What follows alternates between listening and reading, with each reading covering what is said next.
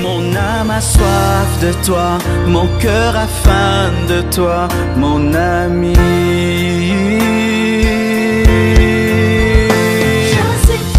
Je suis triste, je meurs, mon ami. Shalom peuple de Dieu, content de savoir que vous êtes très nombreux à nous suivre en ces instants. En ces cultes de vendredi, nous vous prions de partout où vous êtes, de pouvoir vous saluer chaleureusement. Dites un mot d'encouragement, un mot d'amour à votre frère, à votre sœur, à vos parents, de partout où vous êtes. Que Dieu soit loué. Est-ce que nous pouvons maintenant acclamer le Seigneur? Pouvons-nous honorer la présence du Roi de gloire, le Seigneur de seigneurs, le Maître de temps et des circonstances? Pouvons-nous acclamer celui qu'on appelle Alpha et Oméga? Pouvons-nous célébrer le Seigneur en poussant des cris de joie? Pousse de cris de joie en l'honneur de ces dieux. Il est fidèle, il nous a accompagnés, il ne nous a pas abandonnés. Célébrons ce Dieu d'amour. À l'instant où tu es en train de le faire, pendant que tu es en train d'acclamer le Seigneur, j'aimerais te pousser à contempler sa face. J'aimerais te pousser à lui dire merci. J'aimerais te pousser à voir encore la grandeur de ces dieux. Combien il est amour, combien il est merveilleux. Élevons nos voix, commençons à rendre grâce à ces dieux. Seigneur, nous te disons merci. Tu nous as accompagnés, tu ne nous as pas abandonnés. Nous avons eu des difficultés, mais jamais, Seigneur de gloire, nous ne sommes tombés. Et même lorsque, oh Dieu, on a failli tomber, ta main était là pour nous secourir. Combien tu es un Dieu bon, combien tu es un Dieu merveilleux.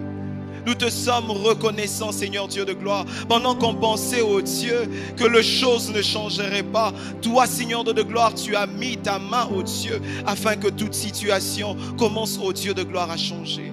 Et nous te sommes reconnaissants. Nous te sommes reconnaissants. Bien-aimé, je t'invite à prier pour la famille.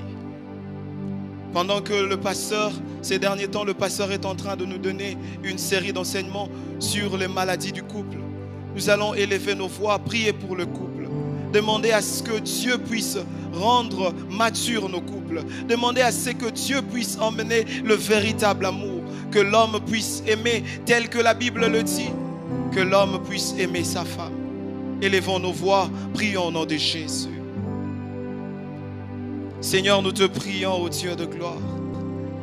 Il y a un couple qui est malade, il y a un couple que tu veux sauver en cet instant. Il y a un couple, ô Dieu de gloire, que tu veux ramener, Seigneur de Tout-Puissant, à la vie.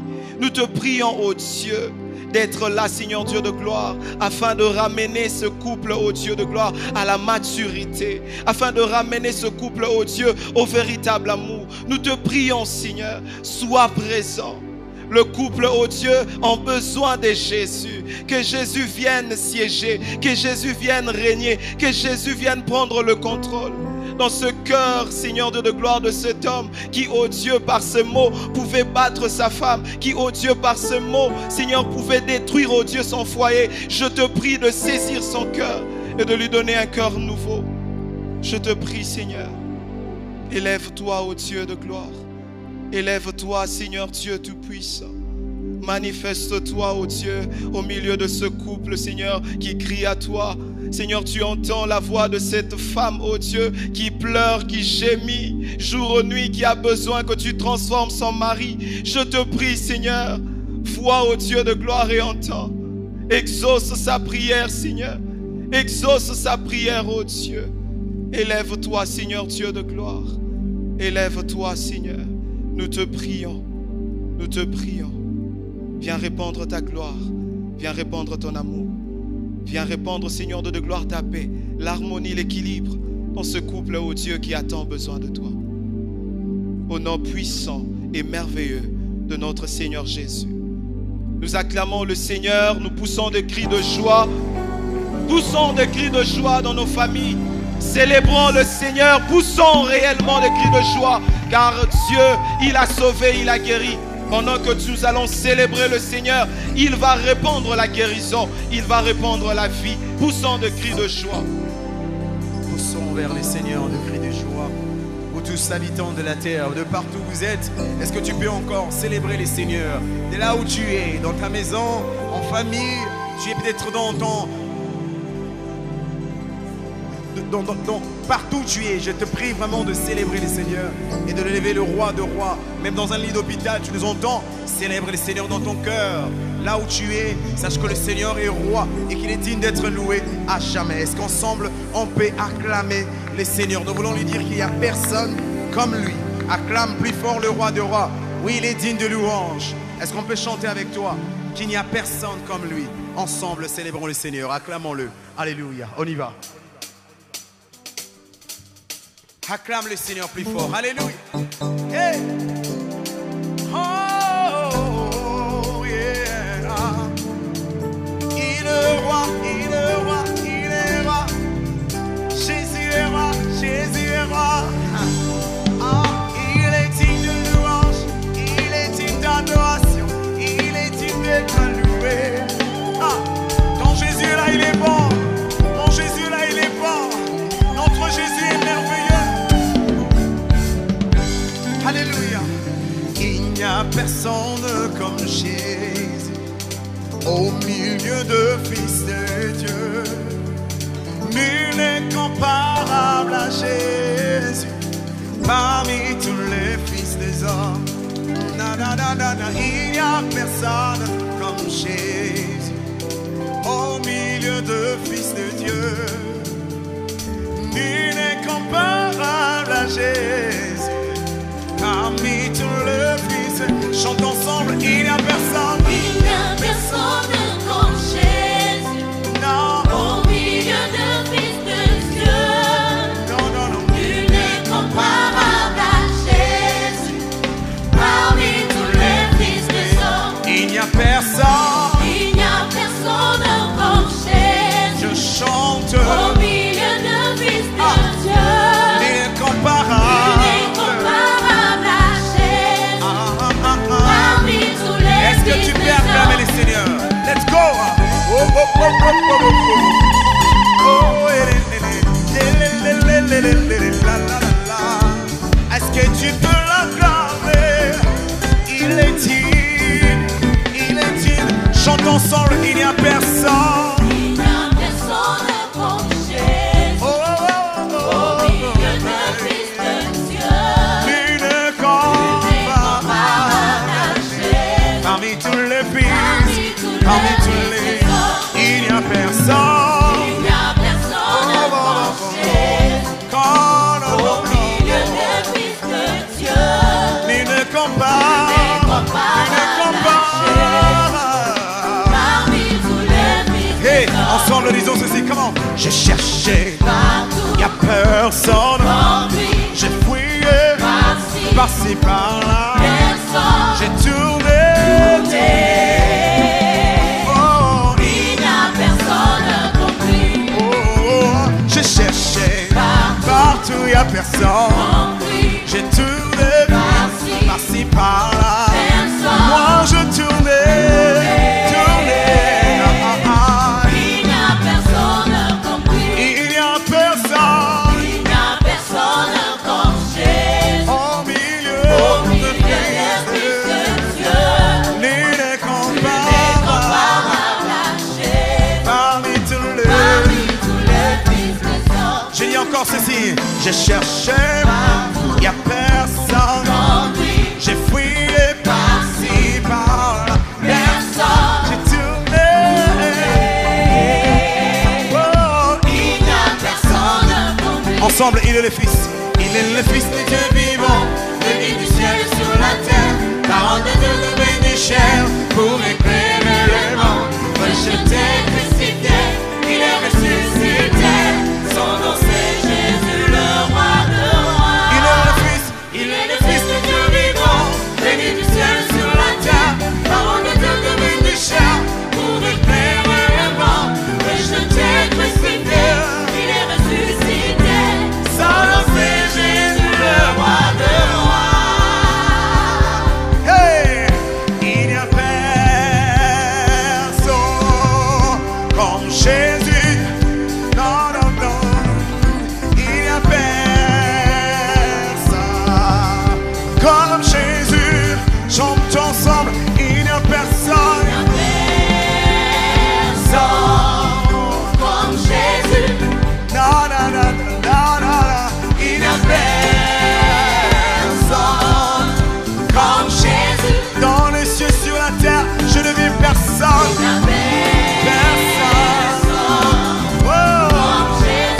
Mikolo penase, namomi mosusute.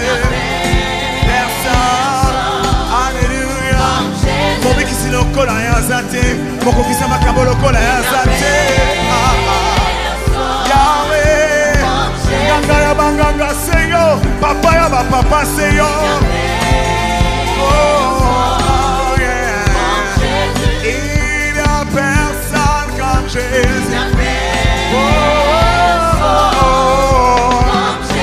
Il n'y a personne, personne, personne, personne comme Jésus. Il n'y a personne, personne, comme moi.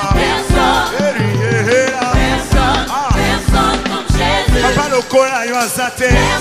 Oh personne, un Dieu admirable, puissant guerrier.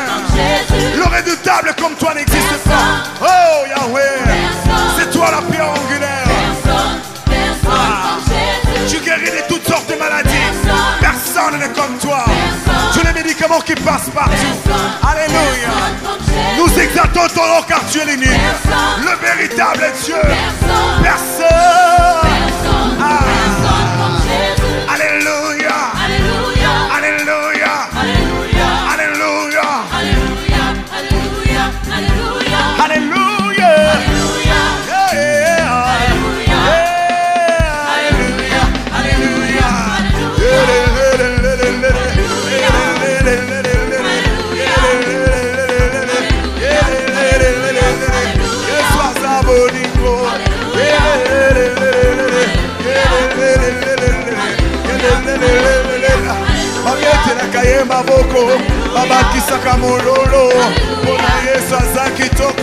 Est-ce que tu peux danser à toi?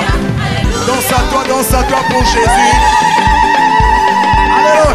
Danse à toi pour le roi de rois. Hey, bouge à toi pour Jésus. Il est merveilleux, il est merveilleux. Alléluia. Yeshua, il s'appelle Adonai. Alléluia. Bouge à toi. Le Seigneur est merveilleux. Alléluia. C'est Pela. Alléluia. Yoka. C'est Pela.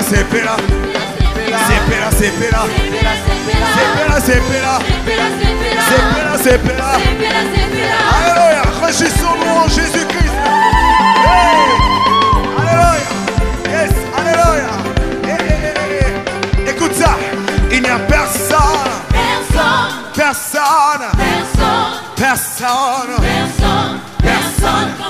Dis à ta maladie qu'il n'y a personne comme lui.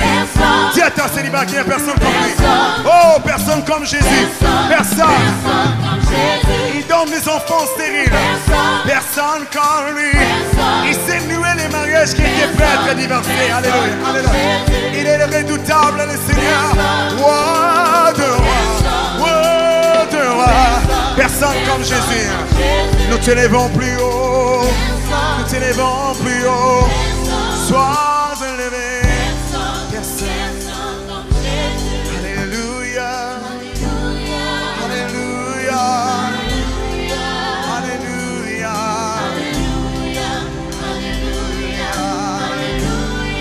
Alléluia.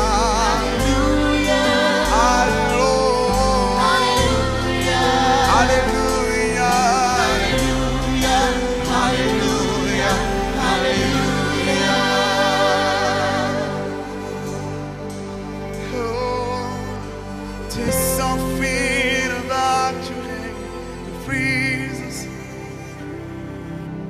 Something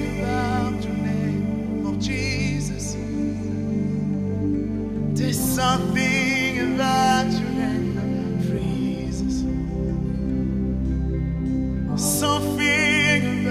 your name of Jesus. There's something about your name that freezes. Yahweh,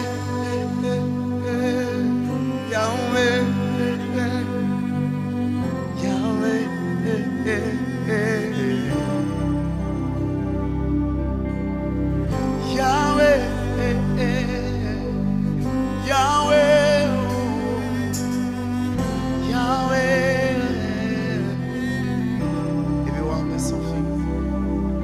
There's something about your name, Jesus.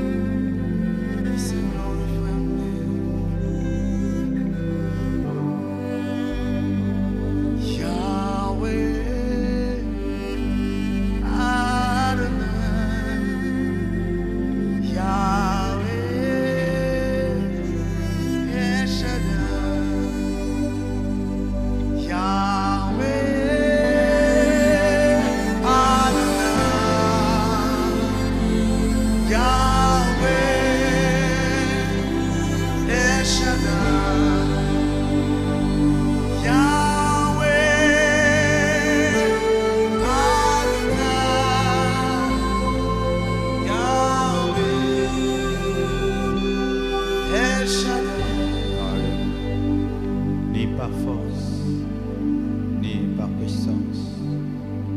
Mais par ton esprit, nous allons chanter ce cantique avec la chorale. Et là où vous êtes, nous prions d'être connectés à la grâce de Dieu, à la mouvance du Saint-Esprit. Alléluia. Et par force, et par puissance.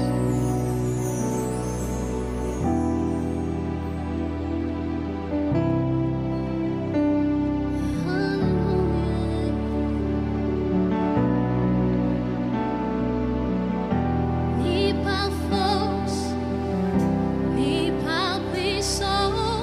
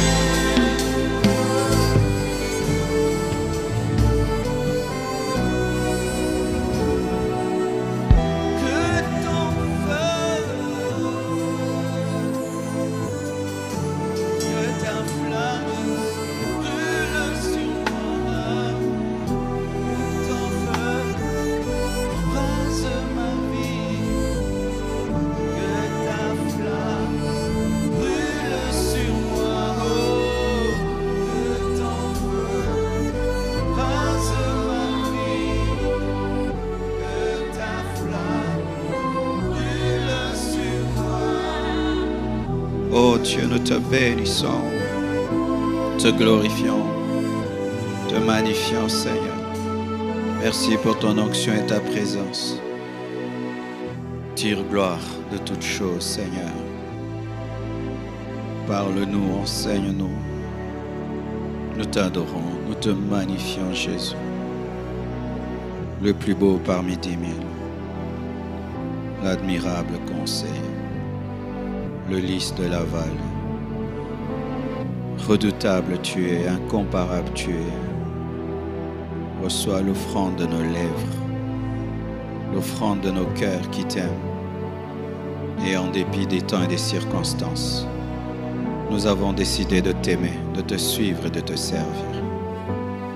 Ô Dieu, daigne bénir toutes les familles de la terre qui traversent des moments difficiles en ce temps de pandémie, de confinement. Et sers-toi de notre vie, par grâce, Seigneur, pour bénir des millions d'hommes et des femmes dans le monde. S'il te plaît, Seigneur, fais-le. Nous détruisons et démolissons toutes les oppositions du diable contre ta parole, Père, au nom de Jésus-Christ. Amen. Nous acclamons le Seigneur des Seigneurs. Je vous salue tous au nom de Jésus-Christ de Nazareth. Ça fait un bout de temps que, par la grâce de Dieu, nous avons eu à commencer une série d'enseignements sur les hommes, sur les couples. Et je bénis Dieu vraiment de voir que plusieurs sont touchés, sont bénis.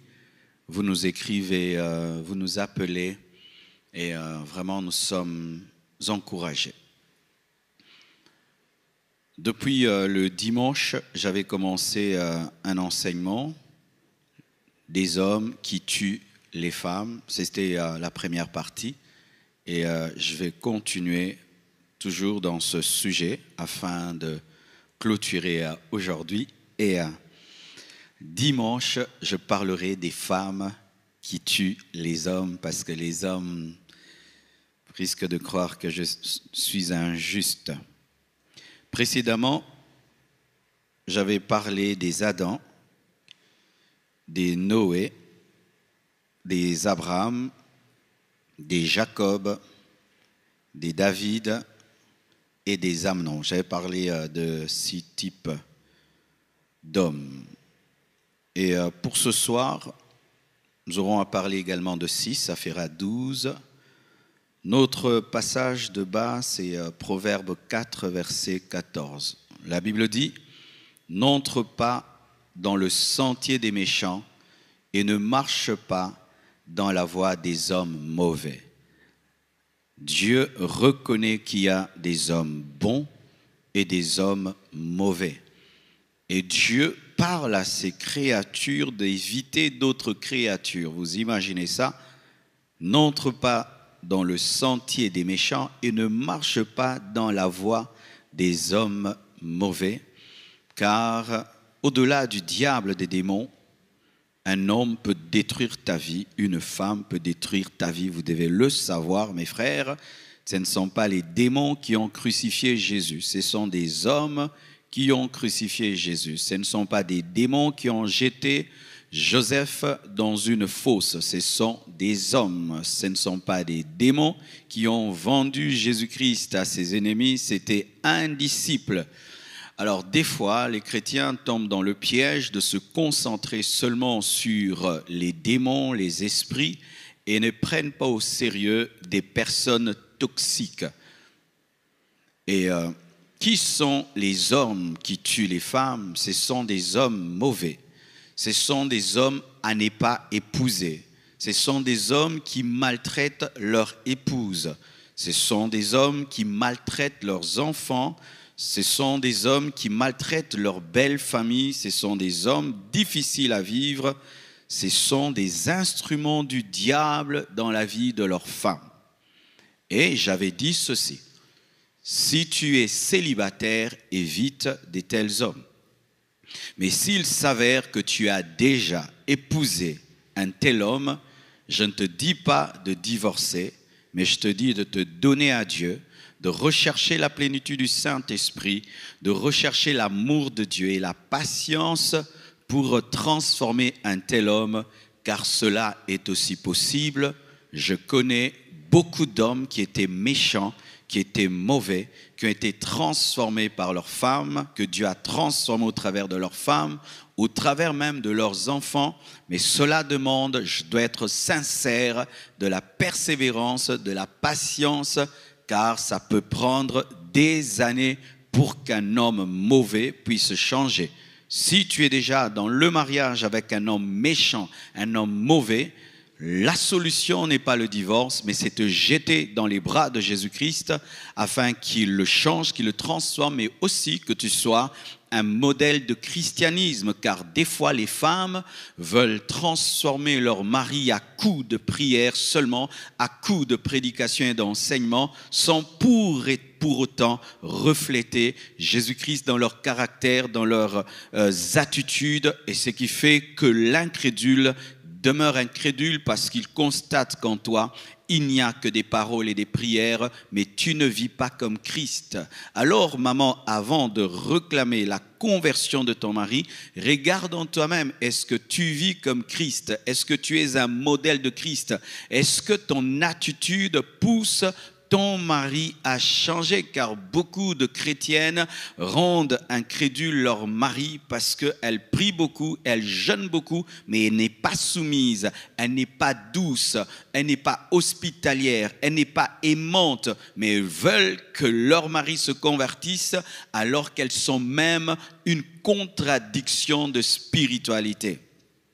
J'ai vu un homme qui m'a dit, pasteur, le jour où ma femme va changer, je te dis, je viendrai prier et je vais adorer Jésus-Christ. Je ne demande pas des puissants messages, ni même des prières, que ma femme change et je changerai. C'est un défi. Mais si tu es célibataire et tu es fiancé à un tel homme, vraiment je te prie de rompre les fiançailles. Et si vous n'êtes pas au niveau des fiançailles, évite un tel homme, car il te fera beaucoup jeûner, beaucoup prier, beaucoup pleurer, et je t'assure, tu ne sais pas quand est-ce qu'il changera, car c'est Dieu qui détient la capacité de faire un tel miracle. Alors pour ce soir, je vais parler tout d'abord des Salomon. 1 Roi 11, versets 1 à 3. La Bible dit, le roi Salomon aima beaucoup de femmes étrangères, outre la fille de Pharaon, des Moabites, des Ammonites, des Édomites, des Sidoniennes, des Étiennes, appartenant aux nations dont l'Éternel avait dit aux enfants d'Israël, vous n'irez point chez elles et elles ne viendront point chez vous. Elles tourneraient certainement vos cœurs du côté de leur Dieu. Ce fut à ces nations que s'attacha Salomon, entraîné par l'amour. Il eut 700 princesses pour femmes et 300 concubines, et ces femmes détournèrent son cœur. Nous connaissons tous Salomon, le fils de David, un homme rempli de sagesse, qui a demandé sagesse et intelligence au lieu de demander la mort de ses ennemis, et à qui Dieu a donné la sagesse et l'intelligence et lui a ajouté richesse et gloire. Et lorsque cet homme est parvenu à la royauté et a reçu cette richesse et cette sagesse, qu'est-ce qu'il a fait? Il était épris des femmes, et surtout des femmes étrangères. Malgré l'interdiction divine d'épouser des femmes étrangères, il en a eu plusieurs. Il a atteint 700 femmes et 300 concubines. Je me pose la question où il les mettait. Est-ce que toutes avaient une maison ou bien elles habitaient ensemble? Mais c'était vraiment un foutoir, un désordre comme pas possible. Et cet homme qui était rempli de la sagesse de Dieu, à la fin de sa vie, la Bible nous dit que ces femmes ont incliné son cœur vers les faux dieux, et même lorsque nous creusons la parole, ont incliné son cœur vers l'occultisme, la magie. Vous imaginez un Salomon rempli de la sagesse de Dieu, un homme que les reines venaient visiter seulement pour entendre sa sagesse, et tomber dans la magie, et tomber dans l'occultisme, dans l'idolâtrie. Pourquoi? Parce que c'était un homme à femme. C'est ça que je dois dire clairement, c'était un homme à femme. Les hommes qui tuent les femmes, les Salomon, des hommes à femme. Lui, il ne peut pas vivre avec une femme. Il ne peut pas. il est polygame dans son âme, polygame dans son sang. Il doit toujours avoir plus. S'il a une femme claire, il veut goûter à la femme noire. Il a la femme noire, il veut goûter à la femme claire. Il a une femme courte, il veut une femme grande taille. Il a une femme grande taille, il veut celle qui est courte. Il a une femme mince, il veut une femme qui est plus grande ou bien grosse. J'évite ce terme-là, on va le trouver.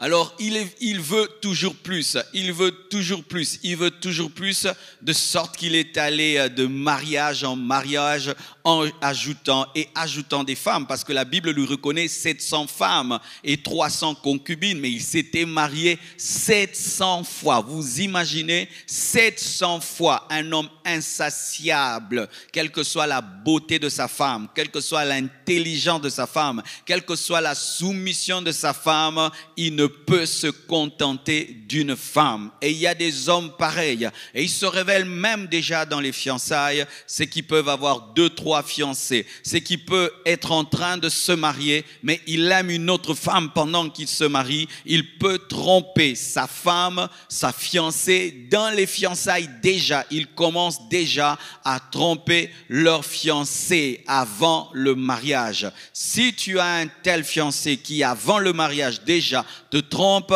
c'est un mauvais signe. Mais si ton mari c'est un Salomon, c'est un homme adultère, c'est un homme impudique, c'est un homme à femme, voici ce que tu dois faire. Tu dois prier pour lui, tu dois lui parler des conséquences de l'adultère et de l'impudicité. Et nous recevons aussi beaucoup de questions. Pasteur, mon mari a commis l'adultère. Est-ce que je dois m'en séparer? Est-ce que la Bible me permet de me séparer de mon mari parce qu'il a commis l'adultère? J'aime être sincère. Je ne peux pas dire à une femme qui est blessée par l'adultère de son mari que la Bible t'interdit, parce que je crois que le verset qui a été donné aux hommes est aussi donné aux femmes, mais c'est parce que ce sont les hommes qui ont posé cette question sur l'adultère de la femme que Jésus-Christ leur a dit que vous pouvez divorcer que pour raison d'infidélité. Donc une femme qui se sent incapable de pardonner l'adultère de son mari, si elle me dit, pasteur, je n'arrive pas, je me sépare, je n'ai pas un verset, mais je vais lui dire, maman pardonne, maman supporte, maman pardonne. Mais si elle ne pardonne pas, je ne lui dirai pas que toi tu dois rester, parce que quand un homme divorce pour raison d'adultère, peu de personnes lui disent tu as fait mal. Mais quand une femme divorce pour raison d'adultère, tout le monde la condamne. Alors moi, ce que je fais, lorsque quelqu'un a un conjoint ou une conjointe qui est tombée dans l'adultère, j'enseigne le pardon, j'enseigne la patience et la prière. Mais si cette personne se décide et se sent incapable de continuer à vivre avec un conjoint infidèle, je ne lui impose pas, parce que la Bible reconnaît qu'il est possible de repudier ou de divorcer pour raison d'adultère. Donc, pour redire ce que je viens de dire, simplement, l'adultère permet le divorce, mais n'oblige pas le divorce. C'est-à-dire, tu peux pardonner ou tu peux te séparer, mais moi, je vous conseille de pardonner. OK? Est-ce qu'on a compris l'équilibre? Sinon, on va dire le pasteur Marcelo permet le divorce. Non, écoutez tout mon message et l'équilibre que je viens de donner. Les Salomon sont des hommes qui aime tout le temps séduire les femmes, même s'il est marié, mais tu sens en lui qu'il désire toujours séduire les femmes. Il fait tout pour les femmes, alors qu'il a déjà sa femme, mais il aime charmer, il aime allumer les femmes. Il ne se contente pas de séduire son épouse, mais il doit toujours faire de trop. Il se comporte comme un célibataire alors qu'il est déjà marié avec le sexe opposé. Il se comporte comme un célibataire. Il est tout le temps en mode chasse, en mode conquête, alors qu'il est déjà marié. C'est pourquoi j'aimerais parler aux hommes mariés. Tu es marié, mais quand tu t'habilles, tu t'habilles pour plaire à des femmes, tu parles pour plaire à des femmes, tu fais des choses, on sent qu'en toi, tu n'as pas arrêté de chercher une femme malgré que tu as une femme à la maison. C'est pourquoi je conseille aux hommes mariés de vérifier un peu votre manière de vivre, votre manière de faire, même votre manière de vous habiller. Parce qu'il y a des choses que les jeunes célibataires peuvent porter, mais un homme marié ne va pas porter. Je vois des hommes mariés, il a des couleurs là et des couleurs, tu sens, ce sont les choses que les jeunes, des pantalons serrés, des trucs là, des trucs qui lui serrent le corps. Mais il est déjà marié, tu es toujours en train de chasser alors que tu as déjà trouvé. C'est souvent un esprit d'adultère, un esprit d'impudicité. Je parlerai aussi des femmes même qui également étant mariées, continuent à être séduisantes et cherchent à attirer tout homme malgré qu'elle est déjà mariée. Et cet esprit se révèle également dans les Salomon. Ils sont toujours en quête de séduction, comme un chasseur qui est tout le temps en train de poursuivre des gibiers, parce que les Salomon, pour eux, la femme n'est pas une femme, la femme est une conquête, c'est un gibier. Regardez comment un homme peut avoir 700 femmes et 300 concubines. C'est seulement lorsque c'est un homme insatiable et un homme qui a en permanence un esprit de conquête, c'est-à-dire il voyage dans telle nation, il voit, je prends. Telle belle femme vient en Israël, elle est belle. Je prends. Comme un chasseur qui ne se lasse jamais de gibier, les Salomon ne se lassent jamais de femmes. Ce n'est pas que sa femme est mauvaise, ce n'est pas que sa femme est insoumise. En lui, il est insatiable. Et si papa, tu as cet esprit en toi, prie Dieu qui te délivre. Donne réellement ta vie à Jésus-Christ, car ça te détruira. Regardez ce que ça fait dans la vie du grand Salomon. Ce n'est pas n'importe qui. Il a fini idolâtre, il a fini magicien, il a fini en adorant Astarté, Baal, et rejeté par Dieu. Et à cause de lui, Dieu a jugé Israël. Qui aurait cru qu'un tel homme, rempli de sagesse et d'intelligence, pouvait avoir une telle fin? C'est parce qu'il était insatiable. Et être un Salomon te fera perdre ton onction, te fera perdre ta famille, te fera perdre ton couple, te fera perdre tes enfants, te fera perdre la grâce, te fera perdre ton futur, te fera perdre ton héritage. Et il y a aussi les Acans. La Bible dit dans Josué 7, versets 24 à 26, Josué et tout Israël avec lui prirent Acan, fils de Zérak, l'argent, le manteau, le lingot d'or, les fils et les filles d'Acan, ses bœufs, ses ânes, ses brebis, sa tente et tout ce qui lui appartenait. Et ils le firent monter dans la vallée d'Acor. Josué dit, pourquoi nous as-tu troublés? L'Éternel te troublera aujourd'hui. Et tout Israël le lapida. On les brûla au feu, au pluriel. On les lapida au pluriel. Et l'on éleva sur Acan un grand monceau de pierre qui subsiste encore aujourd'hui. Et l'Éternel revint de l'ardeur de sa colère. C'est à cause de cet événement qu'on a donné jusqu'à ce jour à ce lieu le nom de vallée d'Acor. Qui était Acan? Acan, c'était un juif. Lorsque Israël est allé en conquête pour prendre Jéricho, Dieu avait consacré sous interdit tous les biens de Jéricho. Et il avait interdit qu'on prenne des choses précieuses, devaient être abandonnées. Mais Acan, rempli de convoitise, a pris un manteau, il a pris un lingot d'or et il l'a caché dans sa maison. Israël a vaincu Jéricho, une nation qui était, une ville qui était barricadée, fermée. En tournant seulement et en criant, Jéricho était tombé. Mais lorsque Israël est allé se battre contre Haï, Haï qui était une petite ville par rapport à Jéricho, et sur le plan scientifique, intellectuel, en comparant Haï et Jéricho, les guerriers d'Israël ont dit, mais nous allons prendre Haï facilement, parce que si nous avons pu conquérir Jéricho avec autant de facilité, nous prendrons Haï facilement. Mais ils vont vers Haï, la petite ville, et ils sont tué et tué encore jusqu'à ce que Josué, l'homme spirituel, va prier pour connaître le problème. C'est alors que Dieu lui révèle qu'il y avait l'interdit en Israël. Et Dieu a commencé à révéler tribu, famille, jusqu'à la petite famille qui avait pris les biens de Jéricho. Mais vous savez, lorsque Israël était en train de perdre la guerre, Akan savait que c'était lui le coupable. Et lorsque les prophéties ont commencé, Akan savait qu'il était le coupable. Lorsque sa tribu a été désignée, Akan savait qu'il était le coupable. Lorsque sa famille a été désignée, Akan savait qu'il était le coupable. Mais il fallait que tout puisse converger vers lui et qu'il soit obligé d'avouer pour qu'il le fasse. C'est alors qu'il périt, lui, ses biens et sa famille.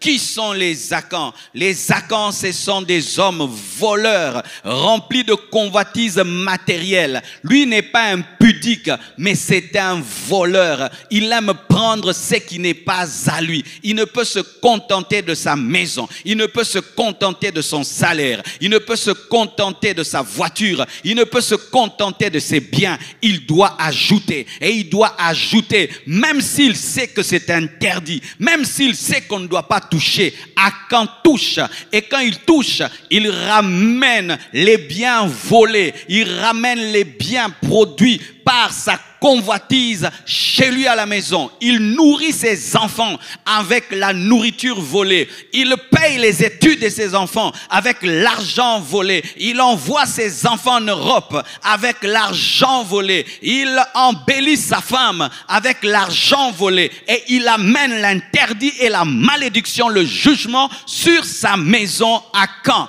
Ma sœur, quand tu vois un homme déjà dans le fiançailles qui aime beaucoup l'argent, qui est prêt à tout pour l'argent, ne dis pas que c'est un courageux. Il t'amènera des problèmes. Il ira voler et tu auras des problèmes. Il touchera même à l'occultisme pour avoir l'argent. Il entrera dans des magouilles pour avoir l'argent et il t'amènera des problèmes. Le danger d'aujourd'hui, c'est que les femmes sont devenues tellement cupides qu'elles ne veillent plus sur la convoitise de leur fiancé. Il suffit qu'il te donne l'argent. Tu ne vérifies pas comment il a cet argent. C'est un jeune, mais il te donne des millions. Et tu ne vois pas où il travaille. Et tu dis que Dieu m'a béni. Alors que tu sais au-dedans de toi que son argent est bizarre. Lorsque Akan a ramené le lingot et il a amené le manteau, il fallait que sa femme lui dise, passe ça dans cette maison. Mais elle a accepté et la mort est venue.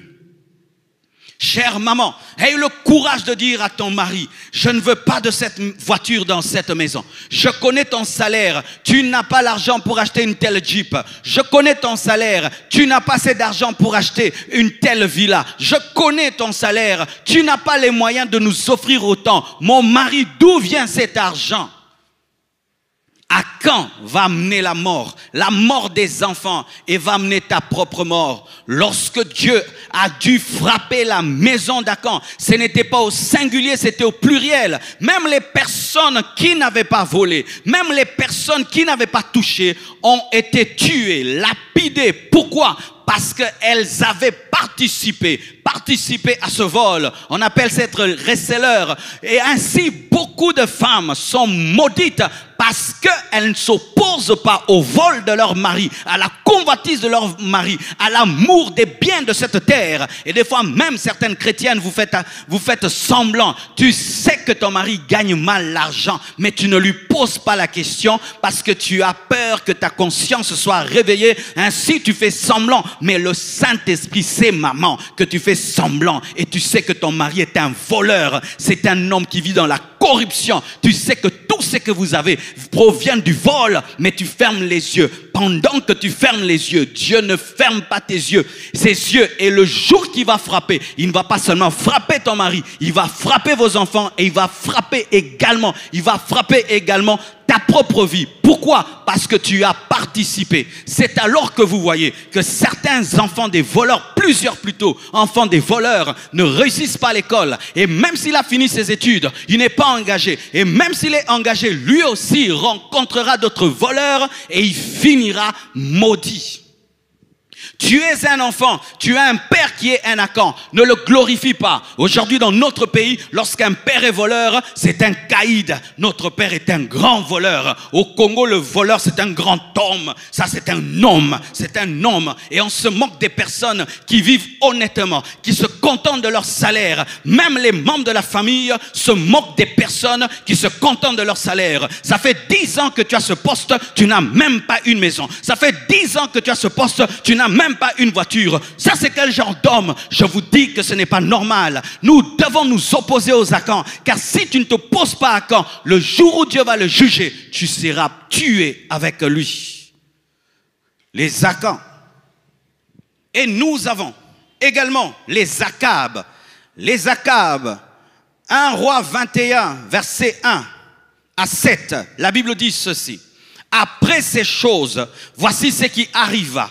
Naboth de Jizréel avait une vigne à Jizréel à côté du palais d'Akab, roi de Samarie.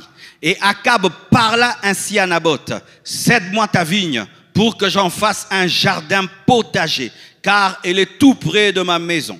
Je te donnerai à la place une vigne meilleure, ou si cela te convient, je te payerai la valeur en argent. Mais Naboth répondit à Akab, que l'Éternel me garde de te donner l'héritage de mes pères. Akab rentra dans sa maison triste et irrité à cause de cette parole qui lui avait été dite, que lui avait dite Naboth de Jizréel. Je ne te donnerai pas l'héritage de mes pères. Et il se coucha sur son lit, détourna le visage et ne mangea rien. Jézabel, sa femme, vint auprès de lui et lui dit, « Pourquoi as-tu l'esprit triste et ne manges-tu point ?» Il lui répondit, j'ai parlé à Naboth de Jizréel et je lui ai dit, « Cède-moi ta vigne pour de l'argent, ou si tu veux, je te donnerai une autre vigne à la place. » Mais il a dit, « Je ne te donnerai pas ma vigne. » Alors Jézabel, sa femme, lui dit, « Est-ce bien toi maintenant qui exerces la souveraineté sur Israël? Lève-toi. Prends de la nourriture et que ton cœur se réjouisse. Moi, je te donnerai la vigne de Naboth de Jizréel. » Akab a un roi, mais un roi gamin, un roi bébé, un roi gâté. Il a toutes les parcelles du monde. Il a tout ce qu'il veut. Et il voit son voisin qui a une vigne, une seule vigne qui est l'héritage de ses parents. Et il va le voir. J'ai besoin de ta vigne, j'aimerais construire une piscine ou quelque chose comme ça, mettre un terrain de golf ou un terrain de tennis comme c'est à côté de ma parcelle. Et le monsieur, il est vraiment normal, il dit non, je ne peux pas te donner l'héritage de mes parents. Oh non, je vais te changer, je veux même te donner une autre parcelle plus loin. Lui, il avait un attachement spirituel et sentimental à cette parcelle. Lui, c'était seulement un caprice de roi, c'est ça. Un caprice de roi. Pour un petit caprice d'un roi, lui doit se défaire de l'héritage de ses pères parce qu'il y a un roi qui aimerait planter des fleurs ou bien avoir une piscine. Et lorsqu'il rentre à la maison, il est irrité et fâché, comme un bébé, comme un gamin, comme un enfant gâté à qui on a privé un nouveau jouet ou qui voulait le ballon du voisin et le voisin n'a pas donné. Et le grand roi rentre chez lui en train de pleurer triste et il dort en donnant le dos. Et sa femme lui dit, pourquoi tu es triste? Et il raconte l'histoire. Je voulais avoir la vigne de Naboth, il ne me l'a pas donné, il l'a refusé. Et sa femme qui a la méchanceté dans le cœur, qui est prête à tuer pour atteindre ses buts, prend la relève de son mari, tue Naboth et arrache la vigne. C'est alors que Dieu tue Akab et tue Jézabel. Qui sont les Akab? Les Akab, ce sont des hommes enfants gâtés. C'est un cadet de la famille et malgré qu'il se marie, il se comporte comme un cadet. Il aimerait que sa femme devienne sa maman. Rempli de caprices, voulant tout avoir et voulant être dorloté alors qu'il est devenu un père. C'est pourquoi quand tu es un cadet de la famille, une fois que tu te maries, tu n'es plus cadet de la famille. Tu deviens un père, tu deviens un époux. Mais certains ne sont pas de cadets de famille. Ce sont des personnes que la vie a gâtées. Papa l'a gâté, maman l'a gâté. Akab, c'était un roi, donc il fut un prince. Quand il pleurait, on lui donnait du lait. Il pleure, on lui donne un bonbon. Il pleure, on l'amène en Europe. Il pleure, on l'achète des vêtements. Et lorsqu'il se marie, il aimerait que, aux petits soucis bobos, que toute la famille se rassemble autour de lui, alors que c'est lui qui est le chef, qui est le leader. Ce sont ses papas qui boudent toute la maison. Il ne cause personne. Pourquoi? Parce que son équipe a perdu le match. Capricieux comme tout, il aime tout le temps attirer l'attention de tous. Et qu'est-ce que ces Akab font? Les Akab, au lieu de freiner le mauvais côté de leur femme, le propulsent, l'encouragent, parce qu'il a permis à sa femme de tuer à sa place. C'est lui qui avait tué. Les Akab, ce sont des hommes qui poussent leurs femmes au péché pour leurs intérêts. Je connais un homme qui pousse sa femme à la prostitution parce qu'il a besoin d'argent. Et c'est lui qui accompagne sa femme. Vous imaginez des hommes pareils. Pourquoi? Il ne veut pas travailler. Il ne veut pas se battre. Il veut de l'argent facile, des enfants gâtés. C'est pourquoi un homme qui pleure tout le temps pour tout n'est pas un vrai homme. Chère sœur, tu veux épouser un homme, il pleure tout le temps. Il pleure pour tout, pour tout. Il est triste, il est touché. On m'a blessé, on m'a blessé, on m'a blessé. Un homme n'est pas comme ça. Lorsque tes enfants vont pleurer et ta femme va pleurer, qui va les consoler? Une famille est assise sur un homme fort. Un homme qui sait endurer. Un homme qui sait transcender les épreuves afin de donner un exemple à ses enfants et à sa femme. Mais un homme pleurnichard qu'il faut tout le temps qu'on console, tout le temps qu'on console, c'est un Akab. Étant donné qu'il est faible, les autres doivent être forts, mais ils peuvent être forts dans le mal. Étant donné qu'Akab était faible, Jézabel a pris la relève. Mais quel genre de relève? Elle a tué pour son mari et la malédiction est tombée sur toute la famille. Ils sont morts comme des chiens. Ma sœur, quand tu vois un homme très égoïste qui ne fait que penser à lui, vous allez manger ensemble, il mange tout, il te laisse rien. Quand c'est son anniversaire, toi tu penses à lui, lui ne pense jamais. Il aime tout le temps des compliments, mais lui n'en donne jamais. Lorsqu'il est malade, toi tu le visites. Mais quand tu es malade, il ne se soucie pas de toi. C'est un Akab, c'est un bébé. C'est un bébé même s'il a 40 ans. C'est un bébé même s'il a 35 ans. Un tel homme ne l'épouse pas, il doit mûrir. Car si tu l'épouses, tu deviendras sa maman. Tu seras la maman de tes enfants et la maman de ton mari. C'est un homme qui pleurera devant les situations difficiles au lieu de donner des conseils et de soutenir les autres. Et lorsqu'aussi tu vois un homme qui accepte tes défauts, devant lui tu insultes et il te laisse insulter. Devant lui tu mens et il te laisse mentir, c'est un Akab. Un homme véritable dit à sa femme, pourquoi tu mentis? Pourquoi tu insultais? Pourquoi tu traitais telle personne de telle manière? Mais les Akab laissent les Jézabel tout faire. Mais c'est que tu ne sais pas, homme, lorsque tu laisses Jézabel tout faire, elle le fait en ton nom. Alléluia. Des hommes gâtés. Des hommes qui développent le mauvais côté de leur femme. Des hommes qui deviennent les fils de leur femme au lieu d'être leur époux. Il y a aussi les Ananias. Acte 5, versets 1 à 10. La Bible dit ceci. Mais un homme nommé Ananias, avec Saphira sa femme, vendit une propriété et retint une partie du prix. Sa femme, le sachant, elle le savait. Puis il apporta le reste et le déposa aux pieds des apôtres. Pierre lui dit, Ananias, pourquoi Satan a-t-il rempli ton cœur au point que tu montes au Saint-Esprit et que tu aies retenu une partie du prix du champ?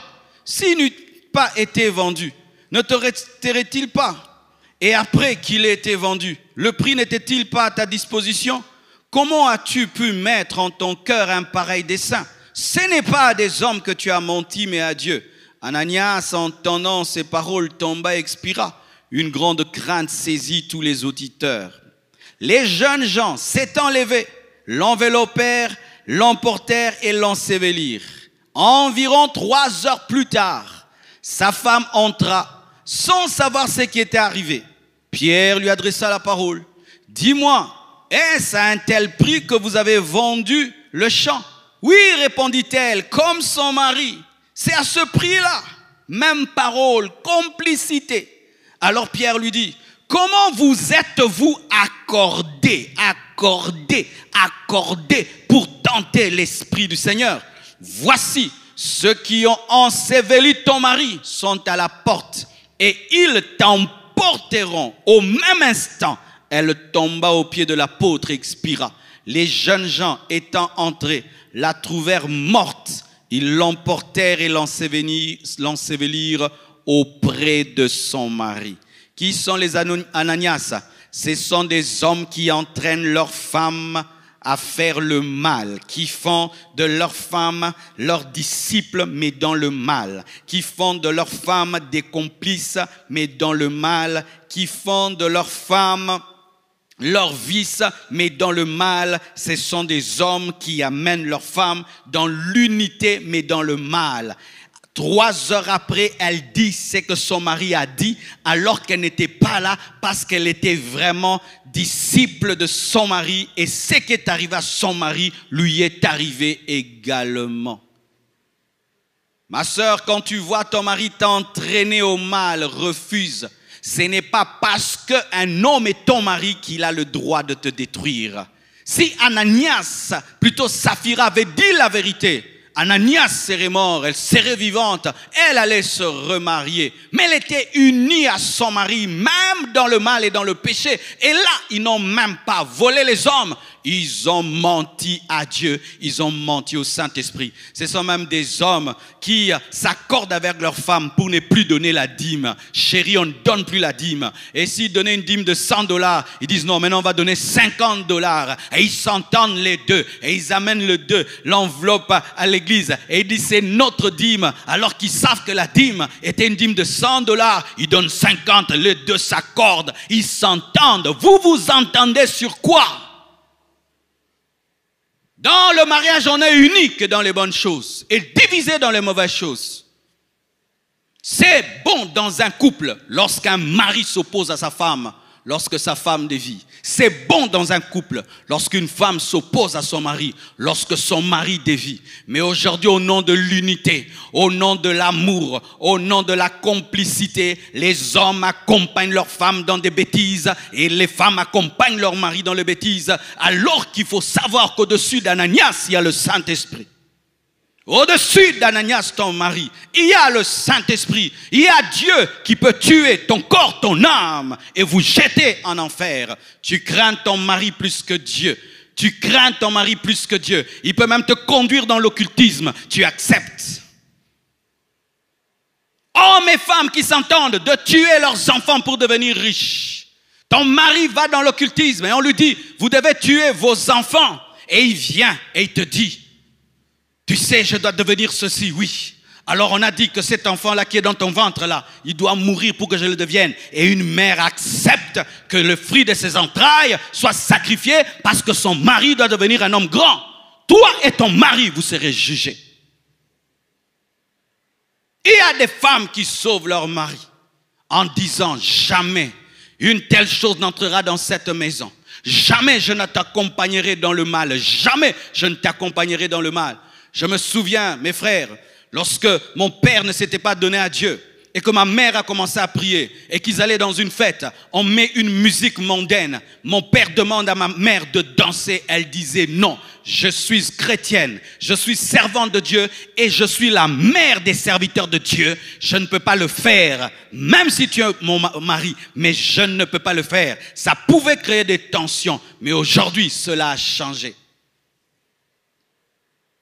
Ananias t'entraînera.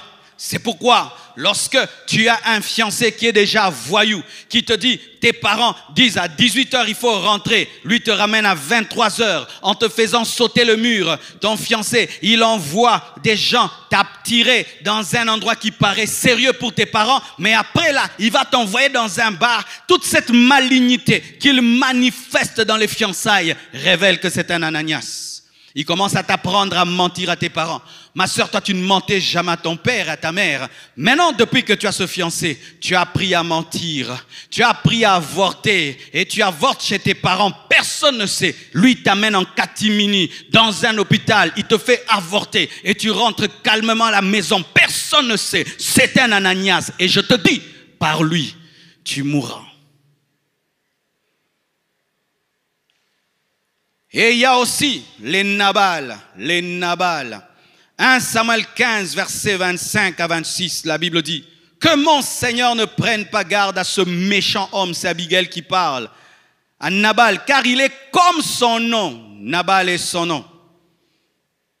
Et il y a chez lui de la folie. Ça, c'est une femme qui parle de son mari. Et moi, ta servante, je n'ai pas vu les gens que mon Seigneur a envoyés parce que David a envoyé ses serviteurs pour qu'ils soient nourris par Nabal et Nabal avait refusé. Maintenant, mon Seigneur, aussi vrai que l'Éternel est vivant et que ton âme est vivante, c'est l'Éternel qui t'a empêché de répandre le sang et qui a retenu ta main. Que tes ennemis, que ceux qui veulent du mal à mon Seigneur soient comme Nabal. C'est une femme qui a refusé de faire comme son mari. Son mari était méchant, son mari était égoïste, son mari n'avait pas le respect de l'onction, n'avait pas le respect de l'autorité. C'était un homme mauvais et fou, c'est ce que sa femme dit. Et lorsque Nabal a refusé de donner de la nourriture à David et à ses serviteurs, Abigail ne l'a pas suivi dans sa folie. Et elle l'a fait sans que Nabal le sache. Pourquoi? Si Nabal avait vu Abigail prendre de la nourriture et sortir de chez lui pour aller donner à David, je vous assure que Nabal allait retenir Abigail et Abigail n'allait pas le faire. Il fallait qu'elle le fasse en catimini pour que son mari ne l'empêche pas, parce que cet homme ne voulait même pas que son épouse exerce l'hospitalité, ne voulait pas que son épouse exerce de l'amour, manifeste de l'amour et du respect envers le oint de Dieu. Qui sont les Nabal? Les Nabal sont des hommes qui étouffent le bon caractère de leur femme, qui étouffent la spiritualité de leur femme. Il ne prie pas, il ne veut pas que sa femme prie. Il ne donne rien à l'église, il ne veut pas que sa femme donne à l'église. Il ne va jamais à l'église, il ne veut pas que sa femme ni les enfants aient à l'église. Il préfère le dimanche faire du footing que aller à l'église. Il préfère prendre ses enfants, aller se promener le dimanche que les amener. Et même si sa femme prie à la maison, il s'oppose. Il peut même mettre de la musique mondaine pour que sa femme ne prie pas. Des hommes qui se réveillent pour dire à leur femme: tais-toi, tu m'empêches de dormir. Tais-toi, tu cries trop. Arrête de parler en d'autres langues. Les Nabal, des hommes qui étouffent la spiritualité de leur femme. Beaucoup de servantes de Dieu sont tombées sous l'emprise de Nabal. Nabal vient des fois à l'église pour attraper Abigail. Ah oui, Nabal, des fois, peut venir à l'église pour attraper Abigail. Il vient 2 ou 3 dimanches et après, tu l'appelles frère.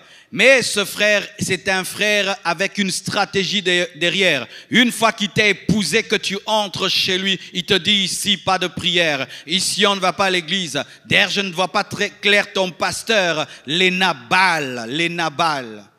Que faire lorsque tu épousais un Nabal? Fais comme Abigail. Continue à prier même s'il s'y oppose. Continue à aimer Dieu même s'il s'y oppose. Parce qu'au-dessus de Nabal, il y a le Dieu de David. Au-dessus de Nabal, il y a le Dieu de David. Une femme est soumise à son mari tant que cette soumission n'est pas contre la parole de Dieu. Mais une femme ne peut pas se soumettre à son mari pour aller en enfer. Je répète, une femme ne peut pas se soumettre à son mari pour aller en enfer. Si ton mari n'aime pas Jésus, tu dois continuer à aimer Jésus. Si ton mari ne veut pas la prière, tu dois prier parce que ton premier mari, c'est Jésus-Christ de Nazareth. Mais dans les fiançailles, vous devez ouvrir les yeux sur Nabal.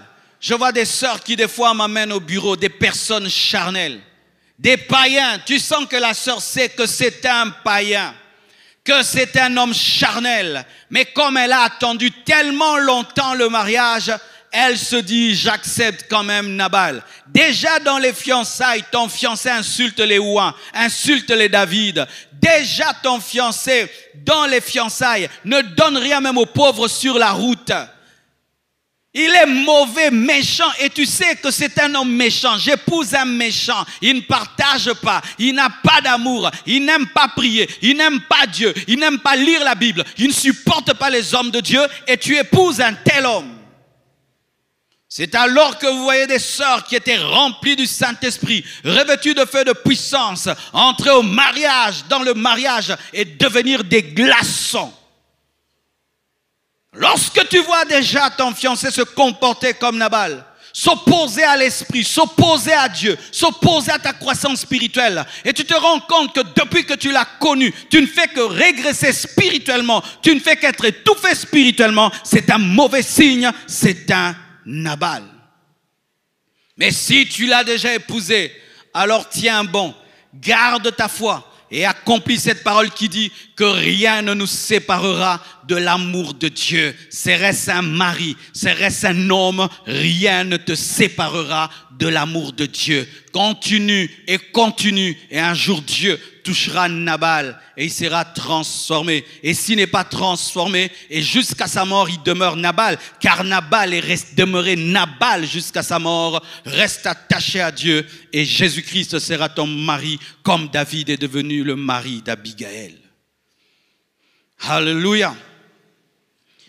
Je vais vous parler de quelque chose et je crois que c'est là que je vais finir, les Moïse. Exode 18, versets 1 à 7. La Bible dit ceci. Jéthro, sacrificateur de Madian, beau-père de Moïse, apprit tout ce que Dieu avait fait en faveur de Moïse et d'Israël, son peuple. Il apprit que l'Éternel avait fait sortir Israël de l'Égypte. Jéthro, beau-père de Moïse, prit Séphora, femme de Moïse, qui avait été renvoyée. Il prit aussi les deux fils de Séphora. L'un se nommait Gershom, car Moïse avait dit, j'habite à un pays étranger. L'autre se nommait Eliezer, car il avait dit, le Dieu de mon père m'a secouru et il m'a délivré de l'épée de Pharaon. Jéthro, beau-père de Moïse, avec les fils et la femme de Moïse, vint au désert où il campait à la montagne de Dieu. Il fit dire à Moïse, moi, ton beau-père Jéthro, je viens vers toi avec ta femme et ses deux fils. Moïse sortit au-devant de son beau-père, il se prosterna et il le baisa. Ils s'informèrent réciproquement de leur santé et ils entrèrent dans la tente de Moïse. Cette histoire, c'est lorsque Israël est sorti de l'Égypte, à bras étendus, Dieu a manifesté sa puissance et ils ont traversé la mer Rouge. Et les exploits de Dieu et les exploits de Moïse se sont racontés dans toute la contrée jusqu'aux oreilles de son beau-père Jéthro qui viendra vers Moïse avec son épouse et ses deux enfants qu'il avait renvoyés. Renvoyés. Le terme renvoyé, nous ne savons pas si Moïse avait chassé sa femme pour un mauvais comportement, parce qu'on dit renvoyé, ou que lorsqu'il était dans des grands combats avec Pharaon, il avait mis sa famille à l'abri, ne voulant pas que sa famille soit exposée. Je ne sais pas confirmer si c'était pourquoi ses deux enfants et son épouse n'étaient pas là, mais on dit qu'ils étaient renvoyés. Alors lorsqu'il a eu cette victoire et qu'il se réjouissait dans cette joie, il y a son beau-père qui lui a ramené sa femme et qui lui a ramené ses deux enfants.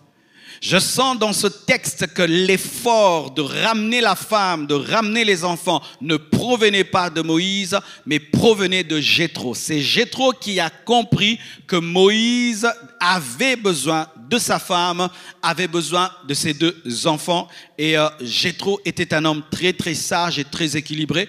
Vous savez que même le conseil de la décentralisation du pouvoir était venu de Jéthro lorsqu'il a vu que Moïse jugeait tout le peuple du matin jusqu'au soir et lui a dit d'établir des chefs de 10 000, de 1000, de 100 et que lui puisse gérer les problèmes les plus difficiles. Et c'est ce qui a permis à Moïse de vivre longtemps et aussi au peuple de ne pas se fatiguer. Donc c'était un homme qui avait une influence d'équilibre dans la vie de Moïse. Lorsque Moïse voulait trop en faire, Jéthro l'aidait à s'équilibrer.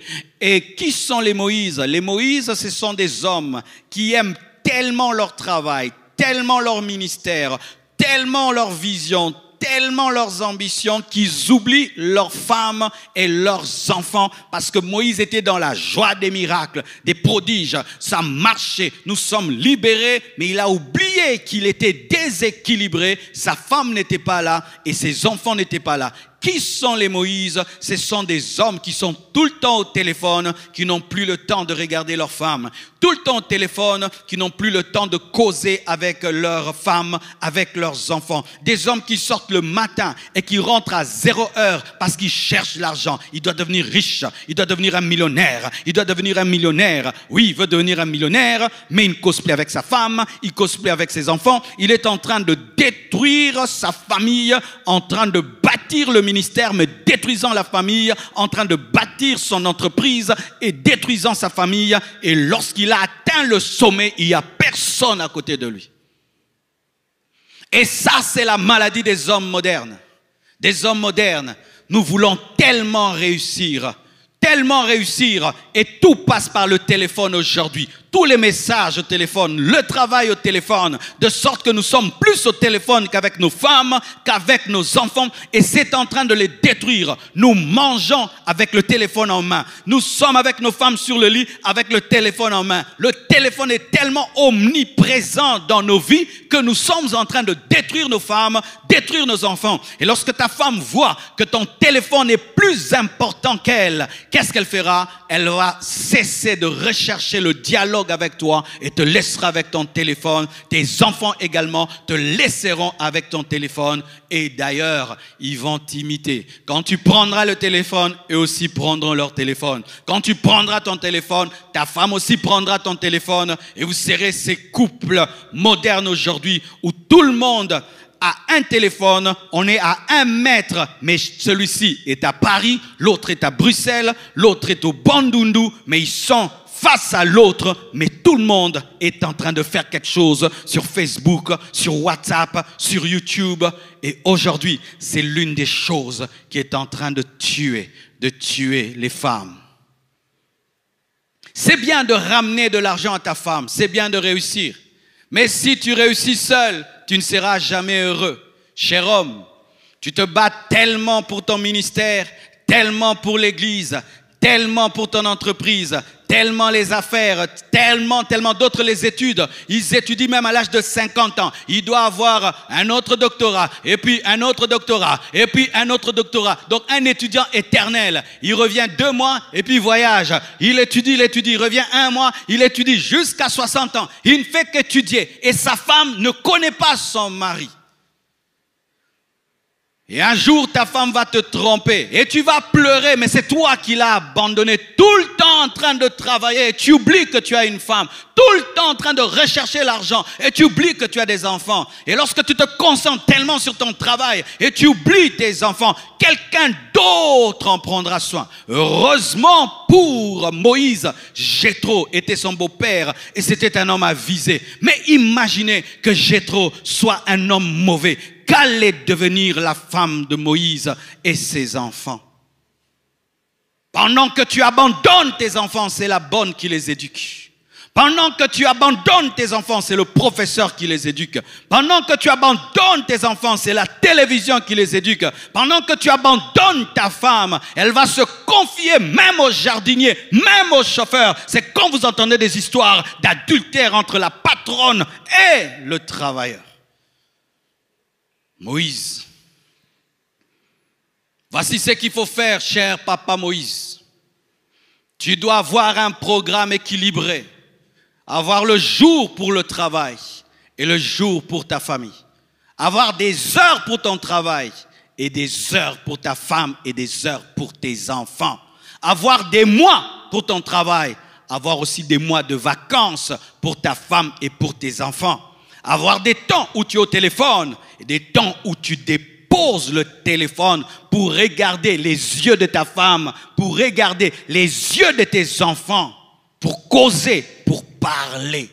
Sinon, tu seras déséquilibré. Et je t'assure, dans ta vieillesse, tu rechercheras l'amitié de tes enfants, mais ils n'auront plus le temps pour toi. Dans ta vieillesse, tu voudras avoir une femme maintenant qui est près de toi parce que tu es fatigué, mais elle sera tellement blessée que tu finiras comme un vieillard tout seul, abandonné. Pourquoi? Parce qu'au temps de ta force, tu n'avais le temps pour personne, ni pour ta femme, ni pour tes enfants. Cher homme moderne, faites très attention. Aujourd'hui, le diable a piégé les hommes par un esprit de compétition et de rivalité. Je ne sais même pas, nous courons derrière quoi et pourquoi. Nous voulons plus et plus et plus et plus. Et nous sommes en train de détruire ce qui est essentiel, nos familles, nos enfants. Tu penses qu'avoir plus de millions, c'est ce qui te rendra heureux lorsque tes enfants deviennent des chégués ou deviennent des phaseurs ou deviennent des drogués ou tes filles sont engrossées et deviennent des petites filles impudiques parce que papa n'a pas le temps de suivre. Oh non, leur maman prend soin d'eux. Non, il y a toujours la part du père. Il y a des choses que seul le père peut dire aux enfants. Il y a des choses que seul le père peut dire aux garçons. Il y a des choses que seul le père peut dire aux filles. Mais quand tu laisses tout à ta femme, tes enfants auront une éducation déséquilibrée, ne connaissant que l'autorité de la mère et ne sachant pas comment on se comporte devant l'autorité d'un père. C'est le jour où tes enfants iront travailler quelque part, mais ne savent pas supporter l'autorité parce qu'ils ne t'ont jamais vu exercer l'autorité. Réussir seul, c'est un échec. Lorsque vous lisez la parole, vous allez voir qu'on ne parle pas trop des enfants de Moïse. Celui qui l'a remplacé, c'était Josué. Ces enfants n'étaient pas très très grands en Israël. Le grand Moïse n'a pas engendré des très très grands. Ce sont ces pères qui se concentrent sur les enfants des autres, mais pas sur leurs propres enfants. Ce sont des pères qui ont le temps de former les enfants des autres et qui n'ont pas le temps pour leurs enfants. Certains hommes de Dieu aussi commettent cette erreur, en train de former tout le monde, mais tu ne formes pas tes enfants, tu n'enseignes pas tes enfants, tu ne leur imposes pas les mains. Grand homme d'affaires, mais tes enfants ne sont pas initiés aux affaires, mais tu apprends l'économie, la comptabilité à tout le monde, mais sauf à tes enfants. Tu as le temps pour tes travailleurs, tu as le temps pour tes subalternes, pour leur communiquer ton expérience et ta sagesse, mais tes enfants, tes héritiers ne connaissent rien à ce que tu fais. Une grosse erreur. Et aujourd'hui, plusieurs hommes modernes sont des Moïse parce qu'ils sont déséquilibrés. Le succès est le produit de l'équilibre. J'ai le temps de prier. J'ai le temps de jouer au ping-pong avec mon enfant. Hier, j'ai joué au ping-pong avec mon enfant.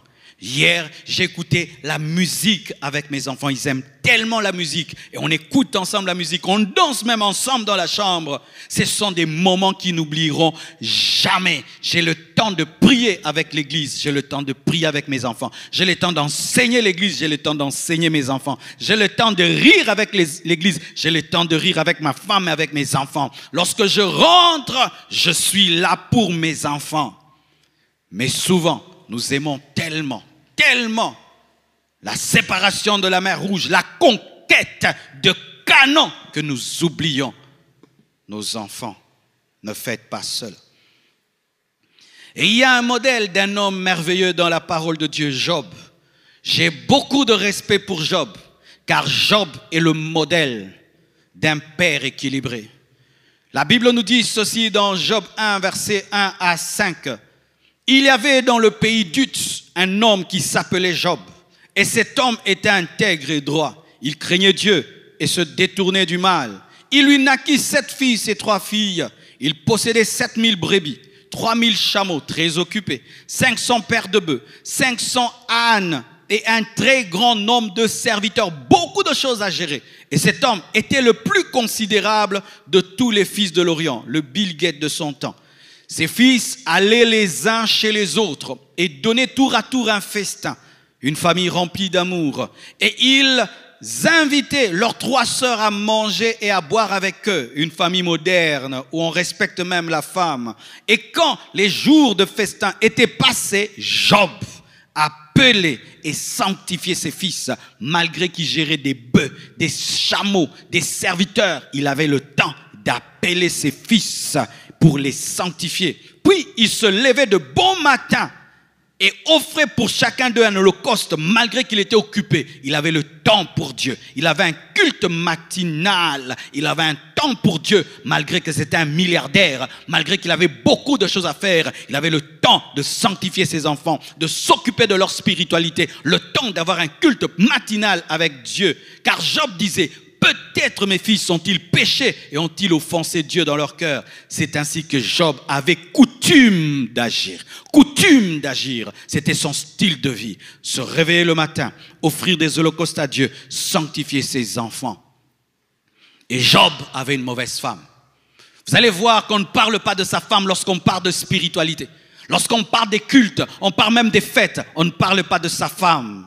C'était une femme qui jouissait seulement de la richesse de son mari, mais qui n'était pas intégrée à sa spiritualité. Et cela se prouve lorsqu'il est tombé malade. Cette femme a révélé qu'elle était charnelle. Elle propose à son mari de maudire Dieu et de mourir. Mais Job, voyant ce mauvais caractère de sa femme, ce désir de se séparer de lui, lorsque Dieu le restaure et le bénit plus qu'avant, 7 fois plus qu'avant, c'est avec cette même femme qu'il a eu les autres enfants. Un mari qui pardonne, un mari qui aime, un mari qui prend soin des enfants, un mari qui a le temps pour Dieu, malgré qu'il a l'argent, malgré qu'il est occupé, malgré. Et cet homme est reconnu comme l'un des hommes les plus intègres de la terre, mais l'homme le plus riche.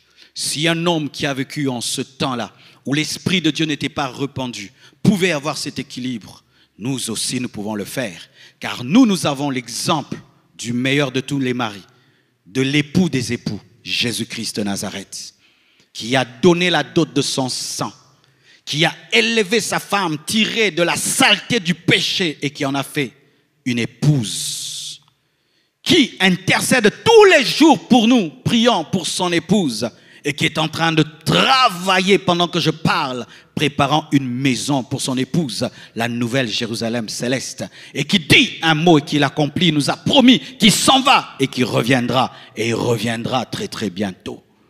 Cher homme, lorsque tu veux devenir un bon mari, ne lis pas d'abord des livres, ne regarde pas d'abord des émissions, regarde à Jésus-Christ et imite Christ par l'aide du Saint-Esprit, car jamais un homme peut ressembler à Jésus-Christ et être un mauvais mari. Jamais un homme peut ressembler à Jésus-Christ et être un mauvais père. Nous sommes des mauvais pères parce que nous ne ressemblons pas à Jésus-Christ. Nous sommes des mauvais maris parce que nous ne ressemblons pas à Jésus-Christ. Nous maltraitons nos épouses parce que nous ne ressemblons pas à Jésus-Christ. Nous maltraitons nos enfants parce que nous ne ressemblons pas à Jésus-Christ. Si seulement tu ressembles à Jésus-Christ par la puissance de l'Esprit, je t'assure, ta femme t'aimera davantage, tes enfants seront fiers de toi et la paix et la bénédiction de Dieu viendront dans ta demeure. C'est possible que tu le deviennes par Jésus-Christ. Et sœur, s'il y a un homme qui veut t'épouser, s'il ne veut pas de Jésus-Christ, ne l'épouse pas, car il a refusé celui qui peut le transformer en bon mari. Soyez bénis.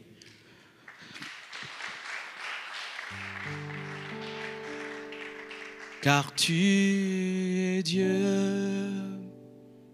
Seigneur, tu fais des miracles, nul n'est comparable à toi. Nul n'est comparable à toi, car tu es Dieu. Seigneur, tu fais des miracles, nul n'est comparable à toi. Nul n'est comparable à toi, car tu es Dieu, Seigneur.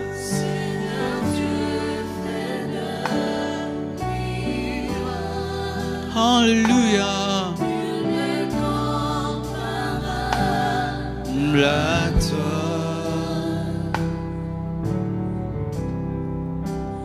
Nul n'est comparable, car tu es Seigneur. Seigneur, tu fais le miracle. Nul n'est comparable. À toi. Oh, oh, oh.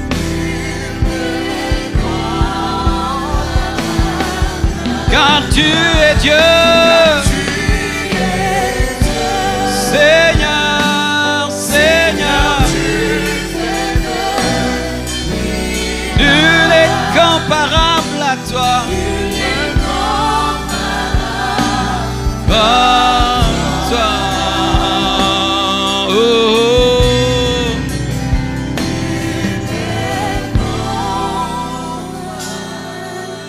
Oh Dieu, tu fais des miracles. Toi seul peux changer un Nabal. Toi seul peux changer un Ananias. Toi seul peux changer un Moïse. Toi seul peux changer un Salomon. Toi seul peux changer un Akan. Toi seul. Jésus, nous voulons te ressembler pour être des bons maris, des bons pères. Pardonne-nous pour toutes les fois où nous avons fait pleurer nos épouses, fait pleurer nos enfants. Amène l'équilibre dans nos vies par ta parole et ton esprit. Agis dans la vie de cet homme qui pleure et qui veut être un bon mari, un bon époux, un bon père. Guéris les familles détruites par Satan, détruites par la chair, par l'influence du siècle présent. Ô Dieu, agis. Tu veux donner ta vie à Jésus-Christ. Tu veux le recevoir dans ton cœur. Alors prie avec moi.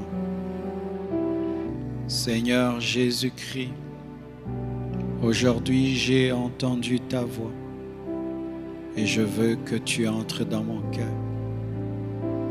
Pardonne mes péchés depuis que je suis né jusqu'en ce jour. Lave-moi de toute iniquité, de toute transgression. Écris mon nom dans le livre de vie. Donne-moi ton Esprit Saint. Change-moi. Je confesse le Seigneur Jésus-Christ de ma bouche et je crois dans mon cœur que Dieu l'a ressuscité d'entre les morts. Je suis pardonné, je suis sauvé. Merci Jésus-Christ. Je prie pour les femmes qui sont fatiguées de supporter un Nabal. Je prie que tu les fortifies. Je prie pour les femmes qui sont fatiguées de supporter un Salomon, de supporter un Akan, un Ananias, un Moïse. Donne-leur la force d'aimer, de pardonner, de continuer jusqu'à la transformation de leur époux. Je prie pour les enfants qui pleurent et qui veulent voir papa changer. Oh Dieu, exauce leurs prières. Entends les cris, entends les pleurs. Au nom de Jésus-Christ. Amen. Acclamons le roi des rois, le Seigneur des seigneurs. Que Dieu bénisse abondamment. Nous croyons que vous avez été bénis par le message de ce soir. Je vous prie de vous abonner à notre chaîne YouTube Compassion TV, de vous abonner à nos pages et également de partager cette vidéo à vos amis et connaissances. Vous voulez apporter votre contribution, honorer Dieu au travers de vos offrandes. Les coordonnées sont en train de défiler au bas de l'écran. Envoyez vos dons, vos offrandes et vous serez abondamment bénis car celui qui donne recevra. N'oublions pas le réseau mondial d'intercession. Nous persévérons chaque 21h chez nous à la maison avec nos enfants, nos amis. Nous persévérons dans la prière et dimanche prochain, je parlerai des femmes qui tuent les hommes. Certains se posent la question, c'est où ici? C'est toujours la compassion. Amen. Il se pourrait que le fidèle de la compassion croie que j'ai voyagé pendant le confinement. Non, je suis au Congo. C'est toujours la compassion. Soyez bénis. Merci.